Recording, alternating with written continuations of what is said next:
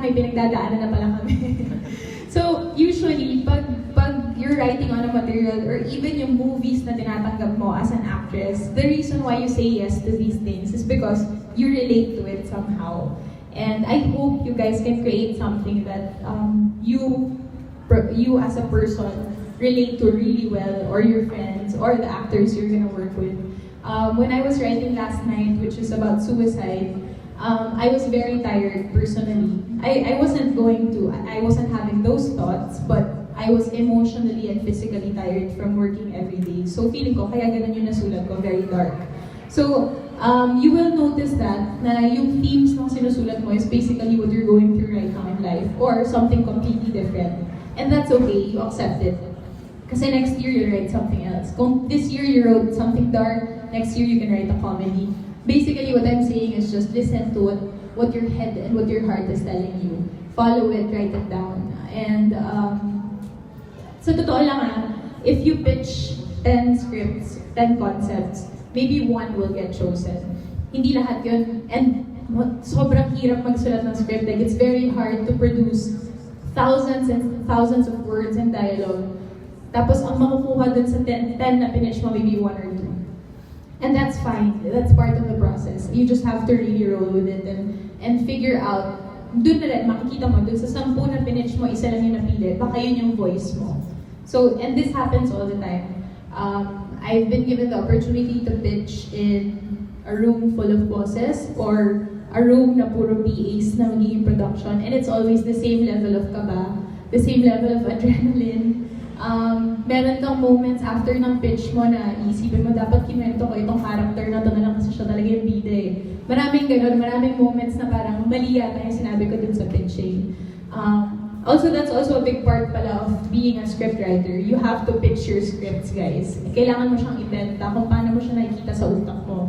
Hindi mo pwedeng ikwento lang na kung nakaharap ka na kay Boss Vic at kay Boss Vincent, hindi mo pwedeng sabihin na, so, bali po may dalawa pong character, tapos na-in-love po sila, tapos nagka-amnesia po yung isa, tapos ampun pala yung isa.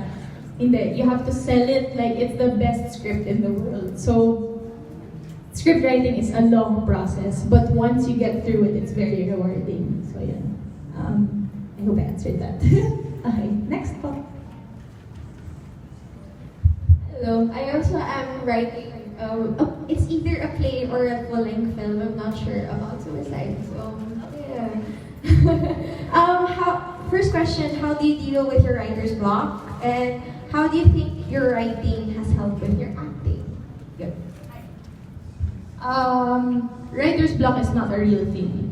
I will tell you now. You train yourself. If you write every day at, say, 9 a.m. in your favorite spot in your house, kahit na hindi maganda yung sinulat mo, you're still writing. Write anything, sometimes top of your head.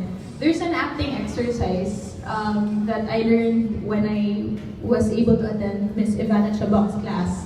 Now, when you're feeling something or preparing for a scene, alam mo na mabigat yung eksena, get your pen and paper out and start writing everything in your head. Kahit hindi siya cohesive, kahit hindi ka nagbubuo ng sentences, kahit na walang sense yung sinulat mo, just get words out.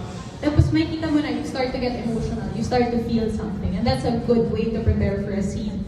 And I feel like this should be an exercise that writers do also, kasi yung script mo is meant to be acted out. I mean, if you want it to be a play or a film, somebody will act out those scenes, and you want it to be as realistic or as painful or as happy or as kilig as possible. So I think that writing exercise really helps. Sir Ricky Lee also has that in his book, Para kay Trip to Quiapo, Para kay Quiapo. Trip to Quiapo. Na just write out everything on the top of your head. So kunwari right now, if I'm standing here in front of you, what I would write is tao, kulay, green, like everything I see right now. Very basic words. Tapos may kita mo makakabuo ka na ng sentences. And it's a good way to just flesh things out. And what was the second question, sorry? Yeah, you answered, I think, how do you make your writing help your acting? Okay. Paano ba? I think it's very helpful for me that I was an actor first before I started writing. Because now, nakikita ko ano yung realistic na kayang gawin ng artista. Kasi sa totoo lang dito sa Sinong May Sala, sa script namin, merong line na, hello po. Opo, may talk po tayo, no? Ganda ng brain mo eh. Wala yung train of thought ko, sorry. Sino may sala? Meron silang sinulat na narration na si Juris ay umiiyak ako sa scene. Tapos parang yung ending is merong determined look si Juris. Galit na galit siya pero kalmado. So, yeah, the narration is always written in the script. Kahit kung ano yung mafe-feel mo dapat. And to be honest, sobrang hirap nun. Paano mo naman gagawin na yung mata mo, determinado, pero yung katawan mo kalma lang. So parang, hindi na kasi realistic yun eh. So, and I understand kasi it's very romantic when you read it na parang determinado siya pero yung katawan niya kalmado. Ang sarap niyang basahin. Kung nagbabasa ka ng novel, ang ganda. Pero sa set, pinagtatawanan namin yun na hindi ko na kayang gawin yan bilang artista or bilang tao. And makikita mo yan everywhere. I'm sure ako rin ang dami kong ganyan sa scripts ko na hindi na above and beyond na. I mean, pinasabit ko si Tony Gonzaga sa Jones Bridge. And now that I look back, maybe I shouldn't have done that. So, be realistic also. Baka naman sobra-sobra yung hinihingi natin sa director, sa mga artista. Or parang lumipad siya, papasok ng mansion. Guys, paano? Wala pang lumilipad ngayon. Hindi pa natin kaya. Especially dito sa Philippine cinema. As much as everybody on set is extremely talented, we're not as resourceful yet as, say, other countries who produce films and TV shows. But we're getting there. So, it's nice. I really applaud you guys for even listening to talks na like this. I hope it helps out. So, yeah. I hope I answered your question. Next question. Yes, po. Siya po. Sorry. I've seen you somewhere. In one of my talks also. It's other events. Another event. Hello. Hi. Good, yes po. Ikaw po muna. Have you ever felt failure or rejection in pitching a script? And if you did, how did you bounce back? Yes, I have. And not just once. Recently, I produced a digital series called Apple of My Eye for Iwan. And I remember I was in the first batch of people who were invited to pitch concepts. And I actually came from taping. They wanted all writers to pitch at least 5 concepts para you're not wasting their time.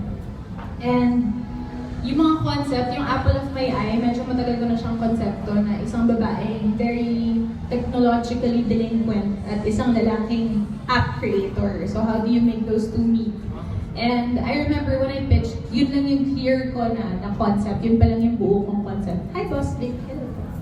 And si Tita Veronique also sa the back from Viva Artist Agency. Boss, may mga script daw dito. Wow, naglako ng script. Ayun. No, I had to pitch 5 concepts, but yung solid idea ko was only 2. And then I went on Twitter, nagbasa ko ng mga stories. I try following also news accounts like CNN, New York Times. Marami silang side stories na hindi relevant news, pero may mga stories doon na makakuha ka rin ng ideas.